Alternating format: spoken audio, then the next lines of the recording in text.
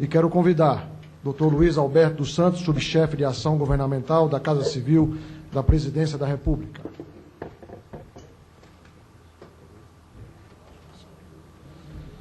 Passo a palavra por 20 minutos ao ministro Jorge Arges Sobrinho.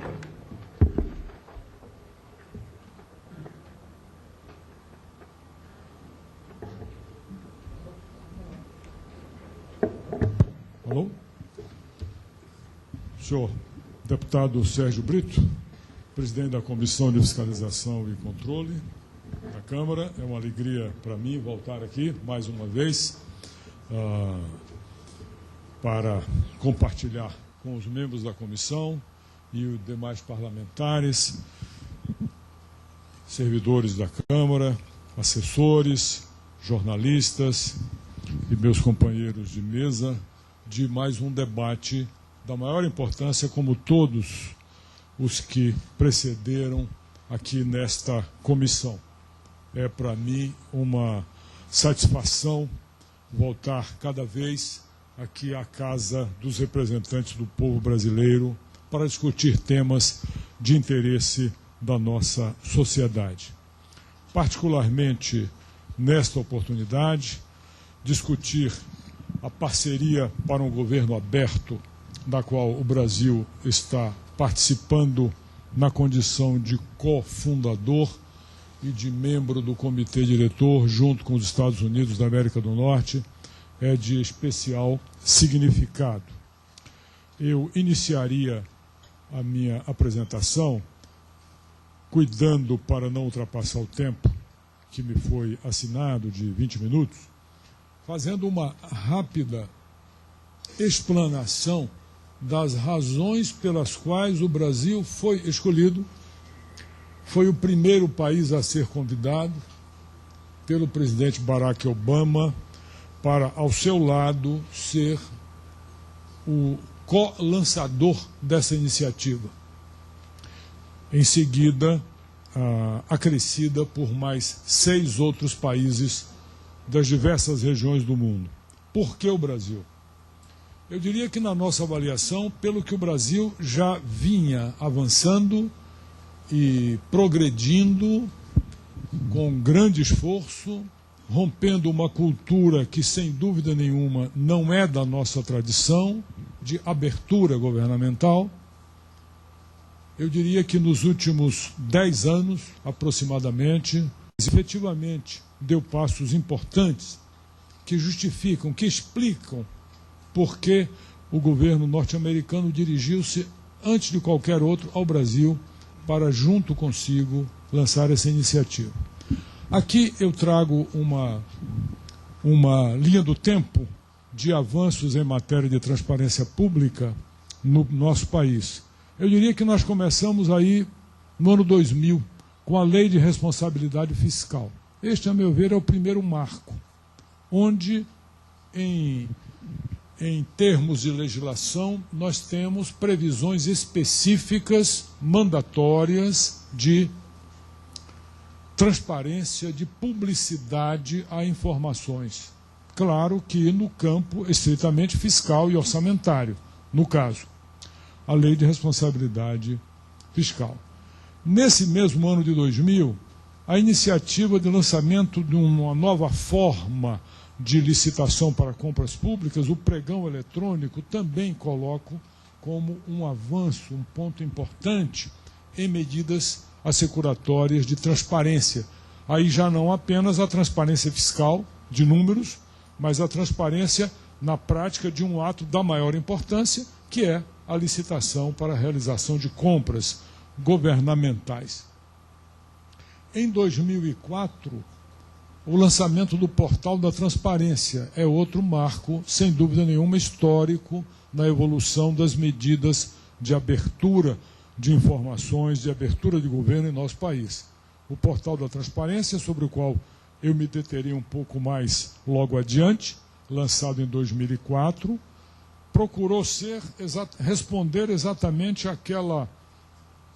uma daquelas indagações que faz aqui o nobre deputado que requereu esta audiência, o deputado Hugo Leal, como fazer com que o orçamento coisas herméticas como o CIAF, que é a execução do orçamento, passem a ser inteligíveis para o cidadão. Não só passíveis de acesso, mas compreensíveis.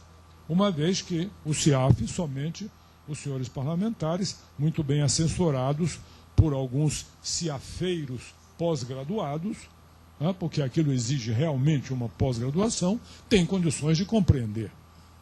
Não é qualquer mortal. Então, traduzir o CIAF para a população é o portal da transparência. O portal da transparência procurou exatamente fazer isso, traduzir para a linguagem cidadã informações absolutamente herméticas, se não esotéricas. Em 2005, as páginas de transparência pública de cada órgão, de cada ministério, de cada autarquia, de cada fundação. Também em 2005, a ampliação do pregão eletrônico para outras hipóteses. 2006 nos traz os primeiros portais de transparência em estados e municípios, muitos deles através de convênio de cooperação técnica com a controladoria. 2007 é marcado por uma outra medida importante de transparência, que é o fim das chamadas contas tipo B, que eram as contas bancárias, onde os servidores depositavam os recursos sacados no banco para chamadas despesas de pronto pagamento, suprimento de fundos, que não tinham absolutamente nenhum grau de transparência na sua execução, e que a partir de 2007 deixaram de ser passíveis de aplicação por este meio e passaram a ser feitas obrigatoriamente através do cartão eletrônico de pagamento do governo federal. Transparência para o cartão de pagamento é um exemplo emblemático do poder da transparência, do efeito da transparência e do custo político dela, que não pode ser minimizado. Quando o governo federal teve a coragem de colocar na internet, de repente, as faturas de pagamento dos cartões, pagou um preço político na época. Houve um reboliço, um pretenso escândalo, que, na verdade, representava, em alguns casos, a ocorrência de irregularidades que, sem a menor dúvida, ocorreram durante décadas, se não séculos, sem que ninguém delas soubesse, uma vez que essas despesas eram feitas através do saque do dinheiro no banco, quando não por pagamento em cheque, pior ainda, dinheiro guardado na gaveta do servidor, que ia fazendo as chamadas despesas de pronto pagamento, e só delas prestava contas meses depois, e prestação de contas essa das quais ninguém mais tomava conhecimento, a não ser o próprio autorizador delas. Colocamos isso tudo, de repente, na internet. E aí, então, ocorreu o que tinha que ocorrer, o choque de transparência. Durante algum tempo, questionou-se longamente uma compra indevida de uma tapioca de R$8. Questionou-se devidamente, corretamente, uma compra indevida feita num free shop. Questionou-se, sem nenhum fundamento, a compra de tecidos para a colocação das medalhas que a Marinha Brasileira utiliza nas cerimônias de condecoração, pelo simples fato de que a compra fora feita numa loja cuja razão social era o rei das pelúcias. Foi dito que a Marinha estava comprando bichinhos de pelúcia. Questionou-se, sem nenhum fundamento, o fato de que a Polícia Federal estava pagando seios artificiais de silicone, simplesmente porque a razão social da empresa na qual foi feita a despesa era um nome que induzia esse entendimento. Ocorre que aquela despesa tinha sido feita para pagar a entrega de uma arma na campanha do desarmamento. E a Polícia Federal, ao pagar, a dona da arma pediu que fosse pago em nome da empresa dela, que era um salão de estética. Ou seja, a polícia não estava pagando seios de silicone, estava pagando por uma arma. Enfim, Tudo isso é o preço da transparência, né? Preço, em alguns casos, merecido, em outros, não tanto, mas é assim que se evolui, é assim que se caminha. Hoje, ninguém fala mais no cartão de pagamento, nem nas despesas miúdas de pronto pagamento, porque está tudo exposto. Com a exposição, e aí vem a parte mais importante do aprendizado, com a exposição, todos passaram a ter muito mais cuidado e cautela na realização dos seus gastos. Porque não é só de corrupção que se trata da correta aplicação do dinheiro público, da observância de todos os cuidados, de todas as cautelas, de evitar o desperdício, é de tudo isso que se trata. E a transparência, sem dúvida nenhuma, não podemos nunca esquecer a famosa frase do juiz norte-americano Luiz Brandez: não há desinfetante melhor do que a luz do sol. Não há antídoto, não há vacina melhor contra o desperdício, o pouco caso com o dinheiro público e mesmo a corrupção do que a transparência. Bem, passando do cartão de pagamento, nós ainda no ano 2007 temos o SICONV, que é o sistema de convênios, que já foi mencionado hoje aqui pelo deputado Hugo Leal. Falta no sistema de convênios, sim, ampliar as possibilidades de acesso. Já existe acesso para o cidadão, mas ele é ainda restrito. É preciso ampliar isso, e a dificuldade que o Ministério do Planejamento apresenta não é nenhuma intenção de não abrir mais, são dificuldades materiais, de recursos. O custo de construção dessas soluções no sistema e a demora inevitável na burocracia e a sobrecarga do SERPRO, que é hoje o grande calcanhar de Aquiles de todos os órgãos da esplanada. Quando pretendemos avançar mais, é a sobrecarga do SERPRO, que é o órgão que apoia todo esse trabalho de tecnologia. E realmente o SICONV ainda está atrasado nessa parte.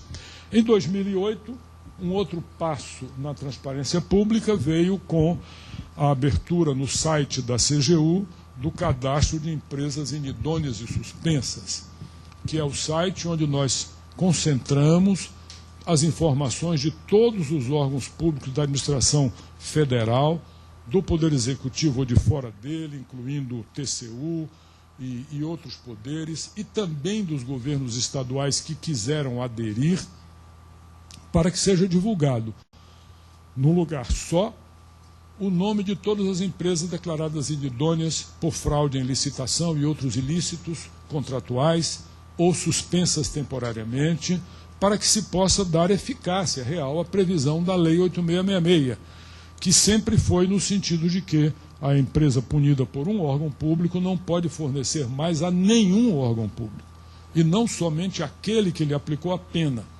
Mas como ninguém sabia quem foi punida pelo outro, porque não havia transparência também para isso, elas continuavam punidas por um órgão, fornecendo ao outro tranquilamente. Hoje isso não acontece mais, graças também a essa medida, que é simplesmente de transparência. Não aumentaram excessivamente as punições. Também aumentaram por outras medidas nossas. Mas o importante aí não é o aumento. O importante é a divulgação. O importante é a exposição.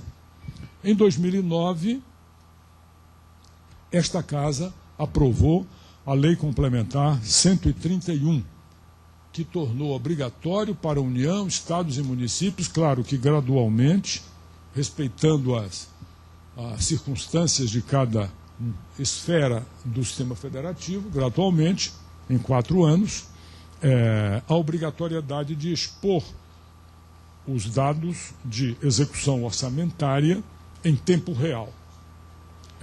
O governo federal e os estados já estão cumprindo, porque já entrou em vigor no ano seguinte, e os municípios maiores. Os menores, dentro de mais 2 anos, estarão todos atingidos por essa obrigatoriedade. 2009 também marca um outro avanço, que é o envio a esta Casa, pelo presidente Lula, na época, do projeto de lei de acesso à informação, aqui também já mencionado.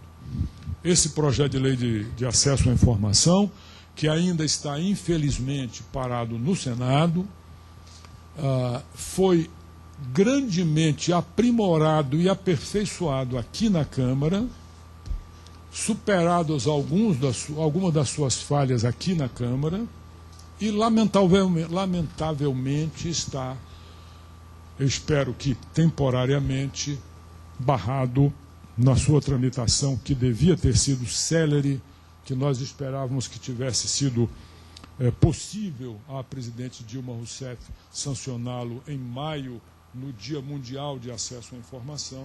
Não foi possível. Espero que não tenhamos que esperar o próximo maio para celebrar a sua aprovação. Por que é importantíssimo a aprovação dessa lei? Porque o Brasil já avançou muito no que nós chamamos transparência espontânea. Ou seja, aquilo que os órgãos públicos espontaneamente colocam na internet. Isso é maravilhoso. Mas há um outro lado da transparência, a transparência demandada, provocada, pedida por determinado cidadão que quer conhecer um determinado documento. E para isso nós não temos ainda a legislação adequada. Temos a previsão constitucional do direito do acesso à informação, está no artigo 5º, entre as garantias fundamentais. Mas a sua regulamentação só foi feita até aqui na parte que se refere ao que não pode ser divulgado. Ou seja, ressalvadas as informações que ponham em risco a segurança da sociedade e do Estado.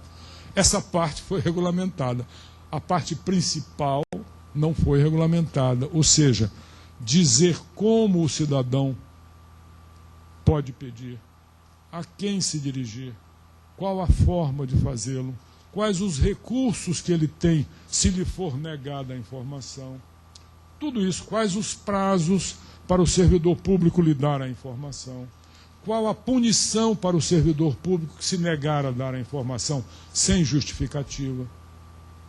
E também, acima de tudo, os prazos em que é possível impor sigilo.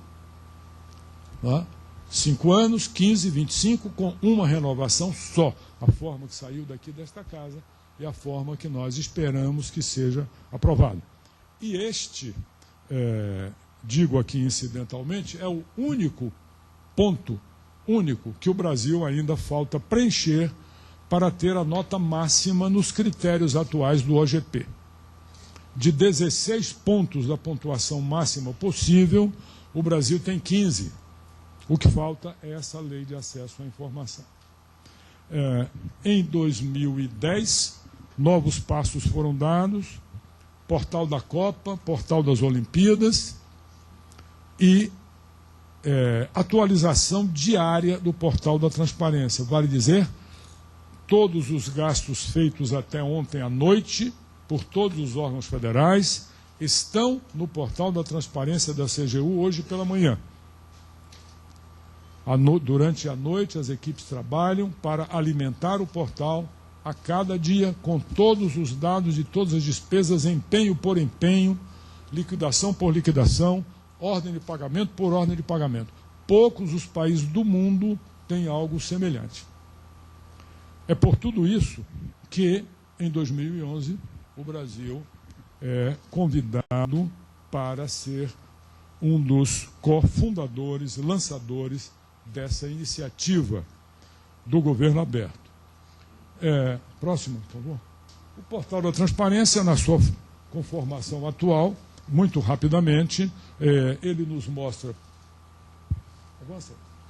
Ele nos mostra os gastos em bases diárias, sejam os gastos diretos do governo federal, sejam as transferências para estados e municípios, as empresas punidas, a possibilidade de download para visualização em gráficos e ainda pretendemos aprimorá-lo nas próximas etapas, e é um dos compromissos que o Brasil vai apresentar no seu plano de ação do governo aberto, é a apresentação de dados em formato de dados abertos.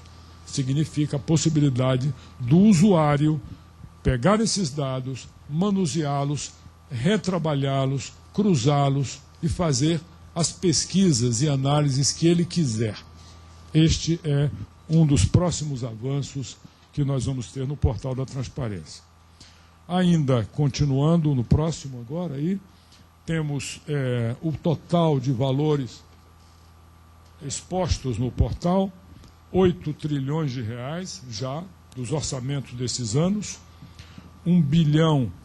mais de 1 bilhão de transações registradas, média mensal de visitas 258 mil por mês. Embaixo os senhores têm aí a evolução do número de acessos ao portal. Esse dado para nós é de essencial importância, porque ele significa que a população efetivamente está usando. Porque nada adiantaria, tudo que eu expus até agora, se não fosse este gráfico aí de barras. Ou seja, se não estivesse ocorrendo um efetivo aumento das visitas, da utilização pela população. Porque no primeiro ano, 2005, nós tínhamos por ano a quantidade que nós temos hoje por mês de visitantes. 285 mil visitas no ano, nós podíamos atribuir aos jornalistas investigativos, às ONGs que fiscalizam o poder público, aos parlamentares da Comissão de Fiscalização, dariam conta de 280 mil visitas por ano. Agora, de quase 3 milhões, seguramente não são só esses públicos que estão usando o portal. Isso é da maior importância para nós. É o cidadão que está usando o portal. Porque nós não temos a quantidade de investigadores na imprensa, no parlamento e nas ONGs que dessem conta de 3 milhões de visitas por ano. Seguramente o cidadão está usando o portal, e isso é o mais importante. Esse portal tem sido premiado sucessivas vezes, praticamente não passamos nenhum ano sem receber algum desses prêmios da maior importância: Prêmio Nacional de Desburocratização Eletrônica, Prêmio TI Governo, Inovação na Gestão Pública, avaliação da ONG Contas Abertas, por aí vai. Depois, como eu já mencionei, lançamos o portal da Copa e das Olimpíadas, onde pretendemos mostrar toda a evolução dos projetos, desde a apresentação do projeto até a sua execução e o acompanhamento com fotografias da execução das obras, a mesma coisa nos Jogos Olímpicos. E numa segunda área do OGP, que é a participação da cidadania, além, obviamente, daquela que decorre naturalmente da disponibilidade das informações dos portais, outras medidas estão aí muito resumidas, porque cada uma delas daria uma conferência específica sobre programa de olho vivo no dinheiro público, que mobiliza e capacita cidadãos, membros de conselhos locais, Conselho da Merenda, Conselho do SUS, Conselho da Bolsa Família, etc. Damos treinamento tanto à distância como presenciais para esses agentes que são da maior importância e que precisam funcionar cada vez mais a nível nacional. Agora, então, entrando no OGP propriamente dito, né, ao qual o Brasil se credencia por sua história recente, na última década, principalmente. Como é que começa esta parceria? Começa com o discurso do presidente Barack Obama na Assembleia Geral da ONU há um ano atrás, em setembro de 2010, quando ele diz, dentre outras coisas, o seguinte, em tradução livre nossa: quando nos encontrarmos novamente aqui no próximo ano, ou seja, agora em setembro de 2011, deveríamos trazer compromissos específicos de promoção da transparência, de luta contra a corrupção, de fomento ao engajamento dos cidadãos e de alavancar novas tecnologias de maneira que possamos fortalecer os alicerces da liberdade em nossos países, ao mesmo tempo em que nos colocamos à altura dos ideais que podem iluminar o mundo. A partir daí, surge no governo dos Estados Unidos a ideia de propor à comunidade global que tantos países quantos queiram se engajem nessa iniciativa. Porque já havia o projeto Governo Aberto internamente do governo norte-americano, mas a partir daí ele lança a ideia de uma conclamação aos países do mundo inteiro para se engajarem. E na busca de uma forma de como começar, convida o Brasil. Recebi este convite em novembro de 2010 ainda para uma primeira reunião em janeiro, e já aí autorizado expressamente pela presidente Dilma Rousseff, que imediatamente endossou a ideia, a iniciativa, e nos autorizou a dela participar desde o início. Então, em janeiro de 2011, tivemos o primeiro encontro, como aparece ali, volta no anterior, 20 e 21 de janeiro, primeira reunião em Washington, lançam-se as bases para essa parceria internacional. Compõe-se aí o comitê diretor, além do Brasil e Estados Unidos, que foram eleitos como co-presidentes, África do Sul, Filipinas, Indonésia, México, Noruega e Reino Unido. É claro que aí há uma certa preocupação com a distribuição regional pelo mundo afora, e não uma concentração apenas no Ocidente, por exemplo, mas sempre buscando países que tinham liderança, que tinham algum currículo a mostrar nessa área. Este comitê diretor é composto não apenas por governos, mas também por sociedade civil.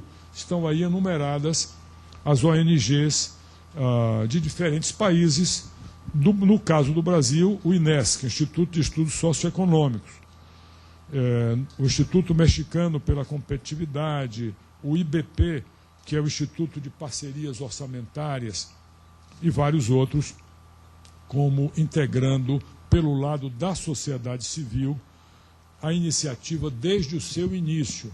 É importante destacar isso. Não foi uma discussão apenas entre governos. Foi uma discussão desde o início, ela própria aberta. Ou seja, os países ali estavam dispostos automaticamente a se exporem a organizações da sociedade civil, mostrando inclusive as suas falhas, as suas deficiências. Não era uma discussão fechada entre governos. E esta é uma das condições para aderir ao projeto, por parte de novos países. Muito bem, estabelecido isso, estabelecida essa estrutura de governança da própria parceria, que é composta por esse comitê de governos e ONGs, que tem 2 co-presidentes, Brasil e Estados Unidos, por um prazo em que 2 anos no global, ao cabo do primeiro ano os Estados Unidos sairão, entrará um outro país, o Brasil fica ainda 1 ano, no ano seguinte o Brasil sai, entra um terceiro país, e assim vão se sucedendo países. Ao invés de saírem os 2 de uma vez, sai um num ano e outro no outro, o que garante mais ainda a continuidade, a memória da governança da iniciativa em si. Pois bem, posto isso, passamos a discutir no seio desse grupo os critérios para convidar outros países. Melhor, para engajar, para admitir outros países. O convite é feito a todos. Todos que estiverem interessados podem se candidatar. Agora, há de haver critérios mínimos para que a iniciativa possa ser considerada uma coisa séria, não é?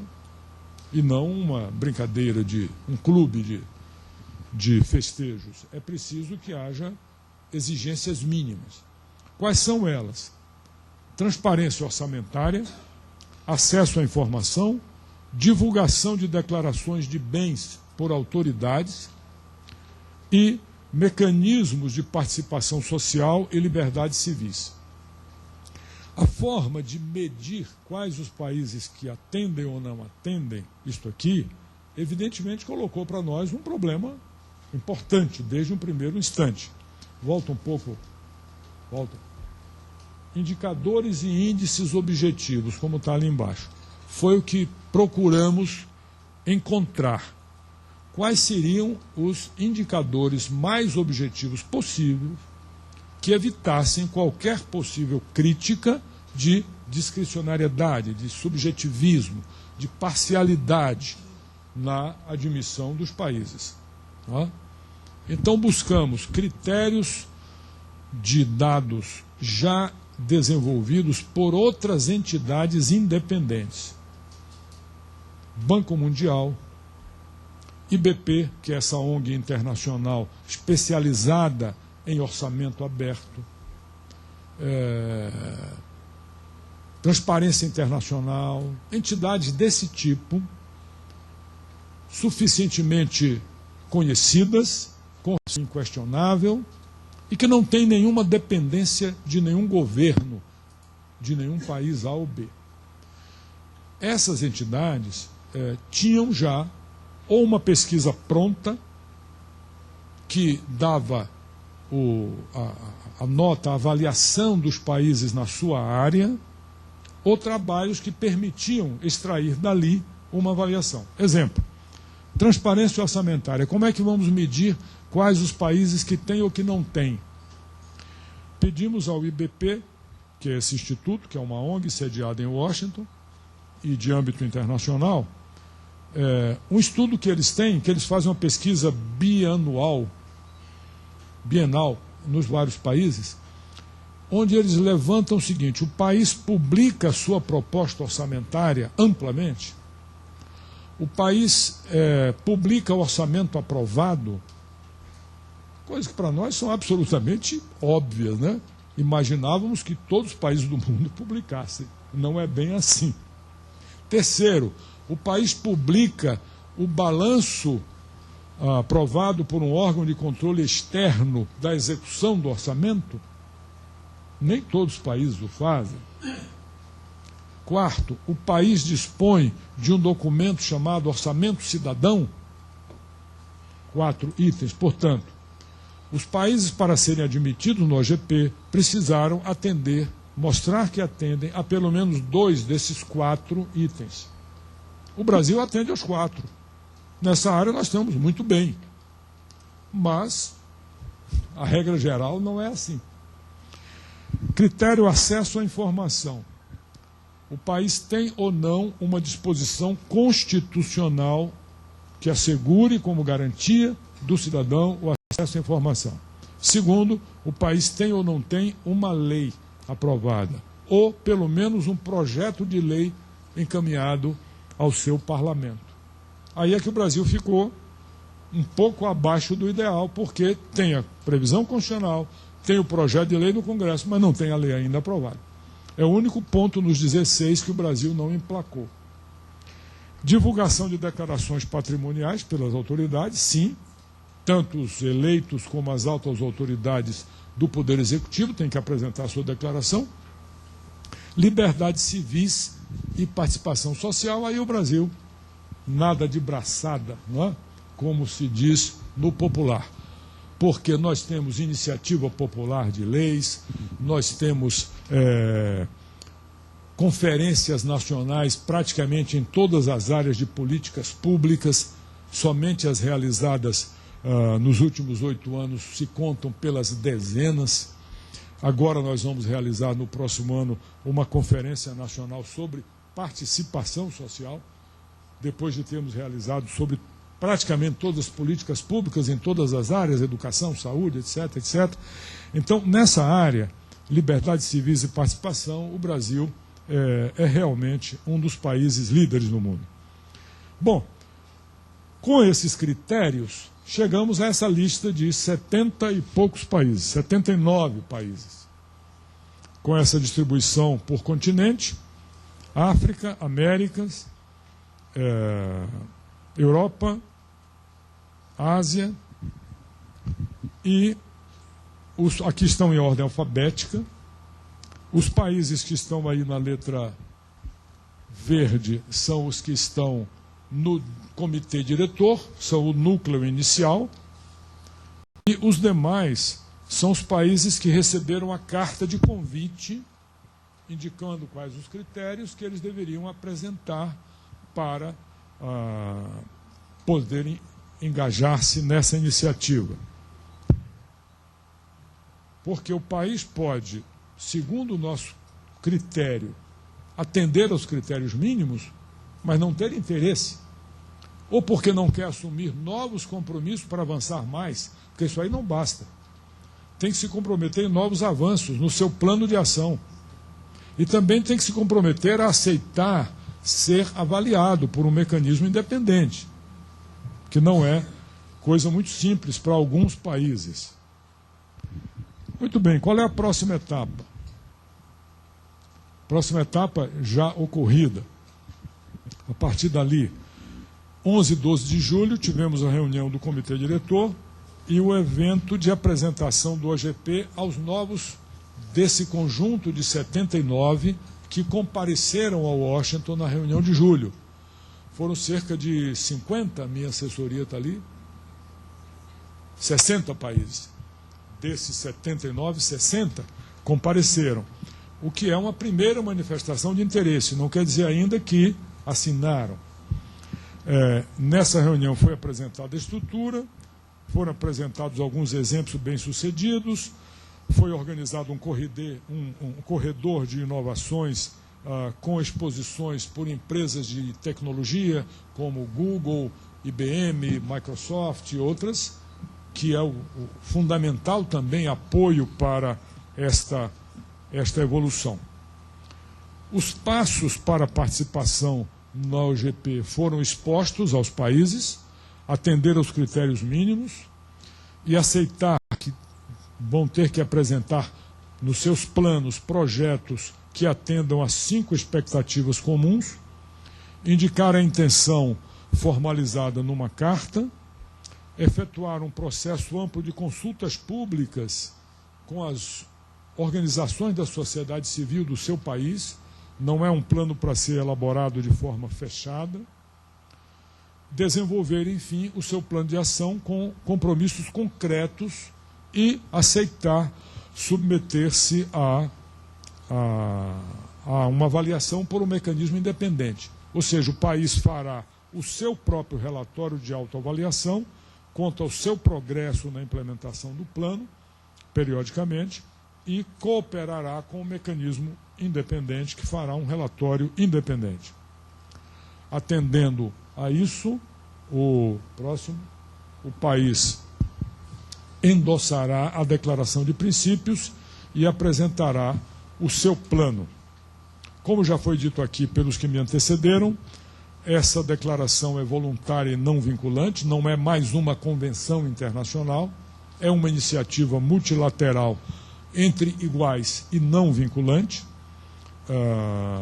Os princípios básicos são esses: transparência, participação, essa palavra maldita que a gente é forçado a repeti-la em inglês porque ninguém conseguiu dar uma tradução adequada, a não ser que o Dr. Luiz Alberto tenha descoberto alguma nos últimos dias. Eu já pedi a ele várias vezes para conseguir uma tradução, accountability e tecnologia. Bom, o plano de ação nacional já disse como deve ser feito. Podemos passar adiante. Pode passar a próxima. Vamos ao mais uma. Passar a seguinte. Aqui, o mecanismo de assistência técnica, é importante destacar que uma das principais intenções é a experiência de um país servir a outro. Né? Intercâmbio de experiência, cooperação técnica com os que mais precisam. Então, esse mecanismo de assistência técnica é algo importante. Pretende-se divulgar no portal do OGP as melhores práticas de cada um dos países integrantes, para que os outros países facilmente conheçam tudo o que há de melhor no mundo nessa matéria e se candidatem, procurem aquele país que pode ajudá-lo nesta ou naquela área. Esse portal deve facilitar enormemente este intercâmbio efetivo, né? Porque muita gente fala em intercâmbio, cooperação, mas como fazer? Como que eu aqui vou saber que a Estônia tem uma ONG que faz um trabalho excelente em matéria de governo aberto. Eu nunca desconfiava disso, descobri nessa reunião de 11 de julho em Washington. Foi convidada uma pessoa da Estônia e mostrou um trabalho fenomenal nesta área. Acho que ninguém aqui nesta sala imaginava coisa dessa, não é? Bom, próxima etapa. Agora sim, próxima etapa, 20 de setembro, será em paralelo com a Assembleia Geral da ONU, que é no dia 21, né, essa mesma semana, aproveitando a presença de chefes de Estado lá para a ONU, no dia 20 será feito o lançamento oficial do OGP, sob a liderança do presidente Obama e da presidente Dilma Rousseff, com a presença dos chefes de Estado dos demais países do comitê diretor e de outros chefes de Estado cujos países já estão manifestando o seu interesse. Será também neste evento assinada a declaração e depositado o plano de ação com os compromissos de cada governo. O Brasil vai levar o seu plano de ação com os seus compromissos. Estamos trabalhando nele neste momento, com a participação de diversos ministérios, não é uma coisa, obviamente, só da CGU, Ministério do Planejamento, Ciência e Tecnologia, Casa Civil, MEC, vários ministérios estão envolvidos nisso, Relações Exteriores, e também da sociedade civil, em consultas, em contato permanente com a sociedade civil. Paralelamente, haverá, nesse dia também, na parte da manhã, uma conferência reunindo, não em nível de chefes de Estado, mas em nível ministerial e de outros níveis, e academia, sociedade civil, de todos esses países. O Plano de Ação brasileiro está, neste momento, em processo de consulta à sociedade para a sua finalização. Os compromissos que nós vamos apresentar devem atender a essas áreas. Aumento da integridade pública, então aí vem a Lei de Acesso à Informação. Estamos trabalhando já em cooperação com a Unesco na estruturação do Sistema Federal de Acesso à Informação. Procedimentos, capacitação dos funcionários públicos para atenderem às demandas que poderão ser muito grandes ou não, não se sabe. A experiência de outros países mostra que em alguns países a aprovação da lei de acesso resultou numa explosão de pedidos de informação, em outros não tanto. O país precisou fazer uma campanha de esclarecimento para que a população use a lei. A gente não sabe o que vai acontecer no Brasil, mas vamos nos preparar para o pior, para o melhor, ou seja, que haja uma explosão, não é? Para o mais trabalhoso, mas que será o melhor. E estamos trabalhando nisso junto com a assessoria da Unesco. E pretendemos também, obviamente, ter a lei aprovada logo, logo. Vamos também apresentar no plano a realização da primeira Conferência Nacional sobre Participação e Controle Social, que já começou nas etapas municipais e estaduais, e teremos a etapa nacional aqui em Brasília em março de 2012. O próximo passo do Portal da Transparência, que é a colocação das informações no formato de dados abertos. No segundo tema, gestão mais efetiva dos recursos públicos, publicação de novas bases de dados para permitir outros tipos de cruzamentos no Portal da Transparência, aumento da responsabilidade empresarial. Esperamos que o Congresso aprove a lei de responsabilidade de pessoa jurídica, que está aqui na Câmara, dependendo da constituição da comissão especial ainda, pediria aos senhores deputados o seu apoio no sentido de agilizar a tramitação dessa lei. É a única dívida do Brasil na Convenção da OCDE. A Convenção da OCDE contra o suborno transnacional, que já foi aqui mencionado pelo doutor Hélio, é claro que obriga os países a uma série de coisas. O Brasil já se desincumbiu de todas as questões normativas. Falta essa, que é uma lei que deixe clara a possibilidade de alcançar o patrimônio da empresa fraudadora, corruptora, e inclua o suborno transnacional. Na medida em que o nosso país é cada vez mais um ator global na economia mundial, as nossas empresas cada vez mais atuam fora do Brasil, é de suma importância que o Brasil se equipe com uma legislação desse tipo, de modo a coibir a ocorrência de suborno nas operações transnacionais. E esse projeto de lei está aqui já há algum tempo. Melhoria da prestação de serviços públicos, com a estruturação do Sistema Nacional de Ouvidorias e outras iniciativas. Depois desse evento de setembro, a etapa seguinte será aqui no Brasil, no mês de março de 2012, com a adesão de novos países, além dos 8 que vão assinar a declaração agora. Já há algumas dezenas de países que vão comparecer à reunião de setembro para se inteirar e se engajar, e terão 6 meses para elaborar os seus planos de ação, que serão formalizados e depositados, digamos assim, na reunião de março de 2012, aqui em Brasília. Essas eram as informações que eu poderia lhes trazer num primeiro momento, e estou à disposição para qualquer pergunta oportunamente. Muito obrigado.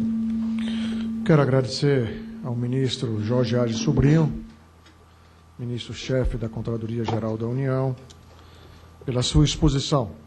Quero passar a palavra ao senhor Luiz Alberto dos Santos. O senhor tem 20 minutos. Inicialmente, eu gostaria de agradecer aqui ao convite da comissão, a pessoa do deputado Sérgio Brito, seu presidente, e do deputado Hugo